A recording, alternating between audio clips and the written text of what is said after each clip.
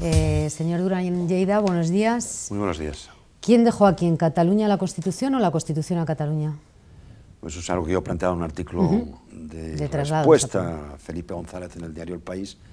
Eso venía a cuento de la interpretación que se ha hecho de que la sentencia sobre el Estatuto de Autonomía de Cataluña nos saca fuera de la Constitución. Yo creo que esa sentencia evidentemente rompe el concepto que al menos nosotros teníamos en relación a que nuestro proyecto tenía cabida en la Constitución. Pero creo que es más bien una cuestión de interpretación de la Constitución que de la Constitución en sí misma. ¿Ve al PP dispuesto a aplicar el artículo 155 para defender ese orden constitucional? Veo capaz de todo, pero yo no quiero entrar en ese debate. El PP se habla de qué manera tiene que defender el orden constitucional. No es necesario acudir al 155. Reitero que tiene el Tribunal Constitucional para suspender esa declaración. Pero yo, el PP, ese es el problema.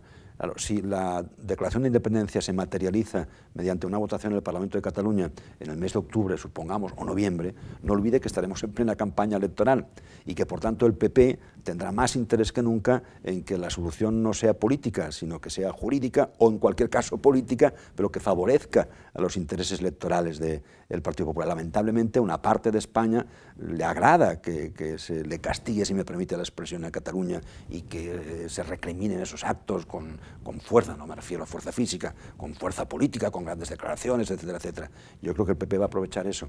El PP vuelve a pretender situar, como lo hizo en el debate sobre el Estatuto de Autonomía de Cataluña, al PSOE en las cuerdas por su falta de defensa o por su tibieza en la defensa de la unidad de España, y ellos son los grandes valedores de esa unidad. Nada se va a mover hasta que no acabe el ciclo. Ha habido dos propuestas, la disposición adicional que propuso usted con su llamada tercera vía y la reforma constitucional del Partido Socialista. A ambas se ha dicho no.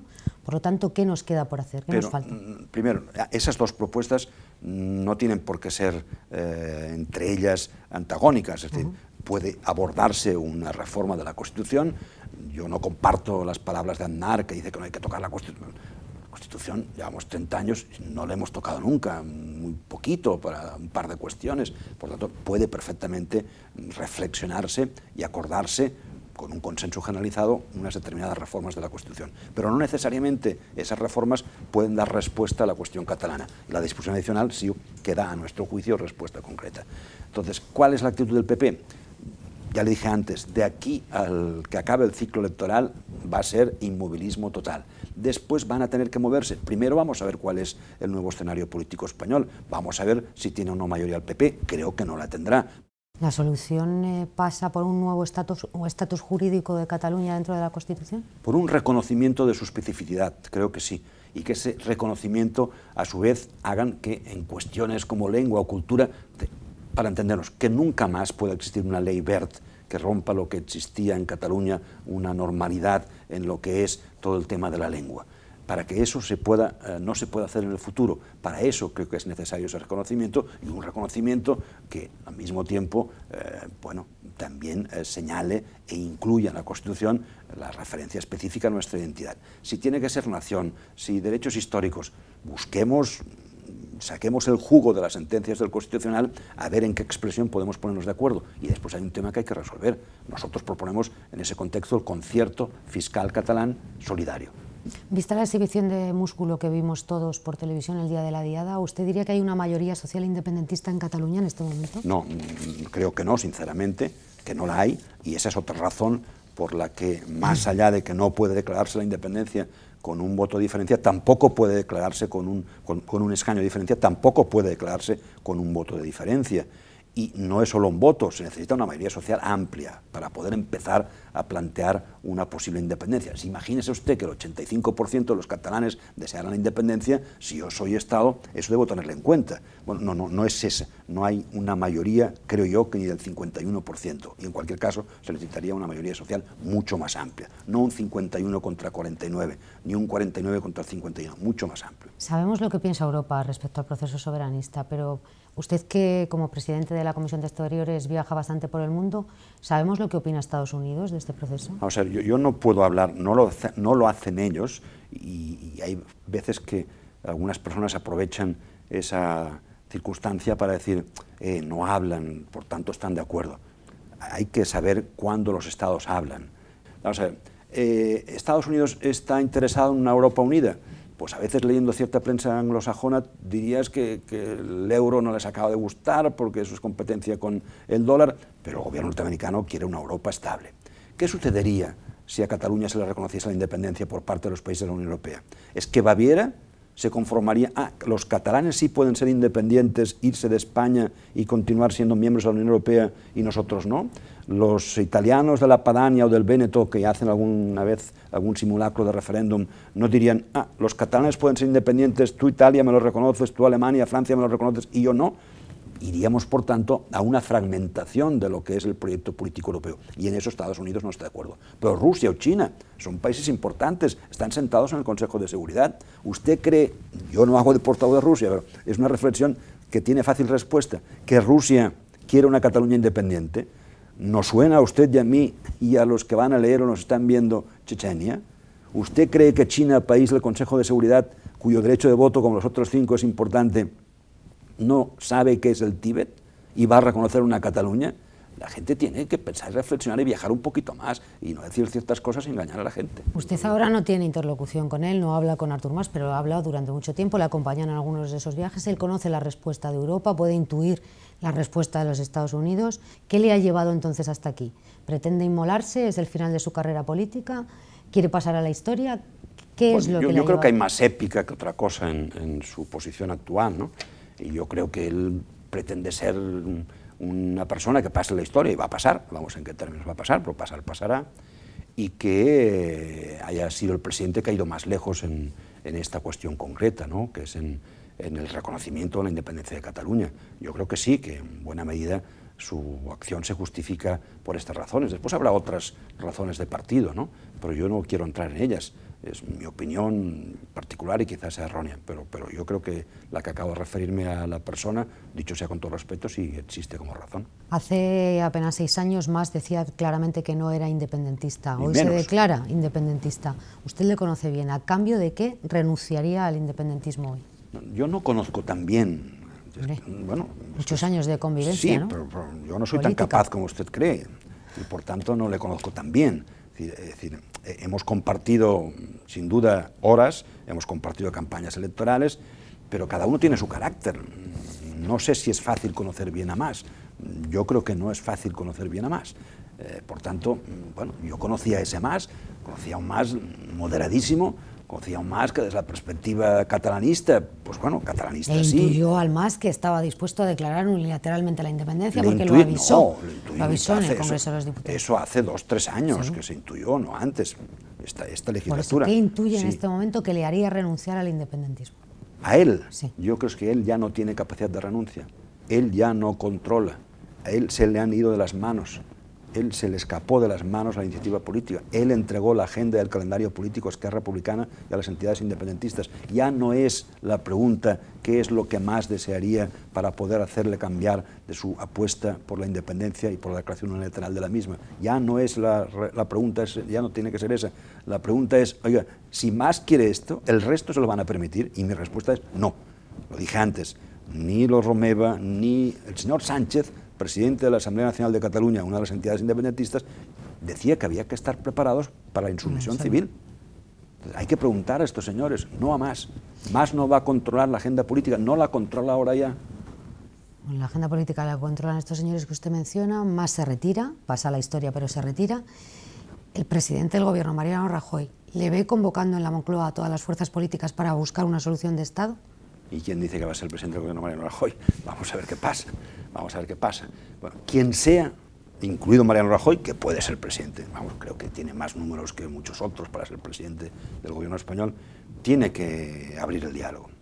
Fíjese, intento razonarlo otra vez. Es decir, Cataluña tiene un peso importante, no simplemente desde la perspectiva económica en España.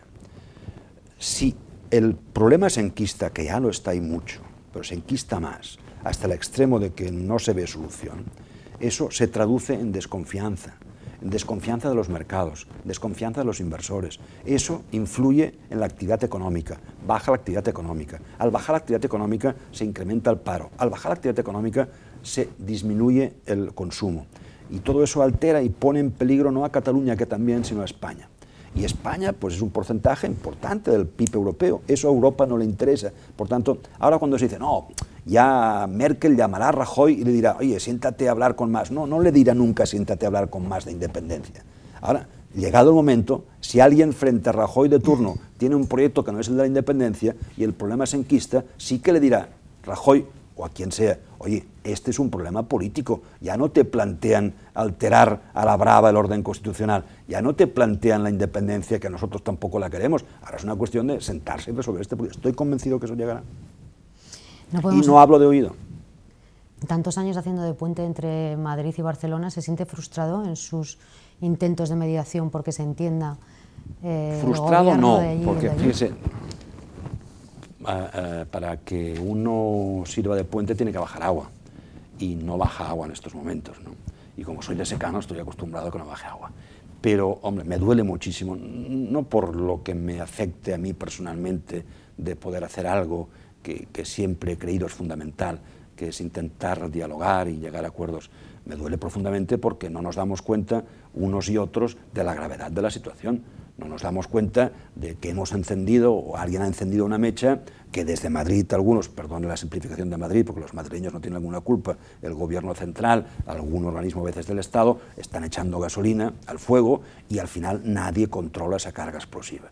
Y esto debería hacer pensar a muchos. Lo que pasa que estamos metidos en aquello que es más interés político que interés de Estado, más político a secas que estadista, y como que estamos en plena campaña electoral, de lo que se trata es de arañar votos, y si hay que utilizar un concepto de España e instrumentalizarlo, se utiliza, se instrumentaliza y da votos, y si hay que a la inversa utilizar e instrumentalizar un concepto de Cataluña, se utiliza y se instrumentaliza si se da votos. ¿Los líderes políticos actuales están a la altura de la dimensión del desafío al que se enfrenta en este momento este país? No, no estamos, y por tanto me incluyo.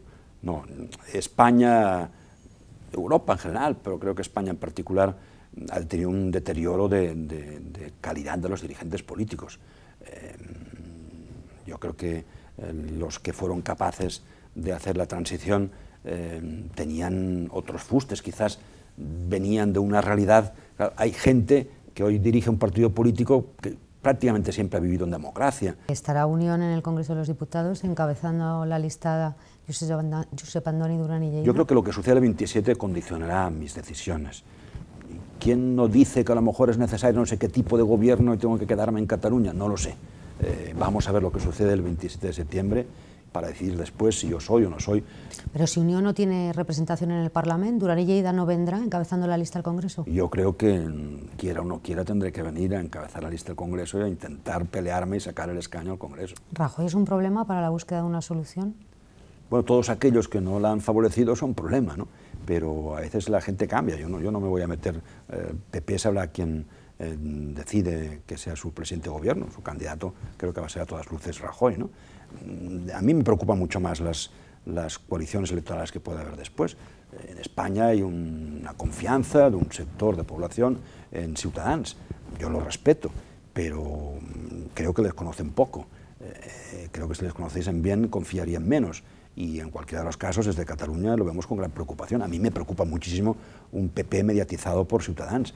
No podemos acabar sin hablar de corrupción. ¿Hay una Cataluña corrupta, como denuncia el Partido Popular y el Partido Socialista? Bueno, una Cataluña corrupta, pues como puede ser una España corrupta. Hay fuerzas políticas con problemas, hay quienes las han tenido, los hemos tenido. No creo que haya más corrupción en Cataluña que la que haya en España. Hay un problema de financiación, no hemos resuelto nunca el problema de financiación de los partidos, aquí no sé si al final tendríamos que acabar como Estados Unidos, pero no todo el mundo desea eso, hay un problema. Pero dicho esto, lo importante es que funcione la justicia, y la justicia a veces dice, no, es un asi catalán, se protege. Bueno, los jueces, el Poder Judicial no es un poder propio de la comunidad autónoma, el Poder Judicial tiene una cúpula que es el Consejo General del Poder Judicial, es a nivel español. ¿Pero no tiene la impresión de que la corrupción en Cataluña la hemos conocido el conjunto de los españoles cuando Convergencia y Unió ha dejado de ser decisivas para la gobernabilidad de España? No, eso sería tanto como... ¿Cuándo ha crecido? ¿Y cuándo se ha conocido el tema Bárcenas? Muchos años después, ¿no? Es muy fácil lanzar acusaciones como Maragall del 3% respecto a Convergencia, etcétera, etcétera, pero en un Estado de Derecho hay que probarlo.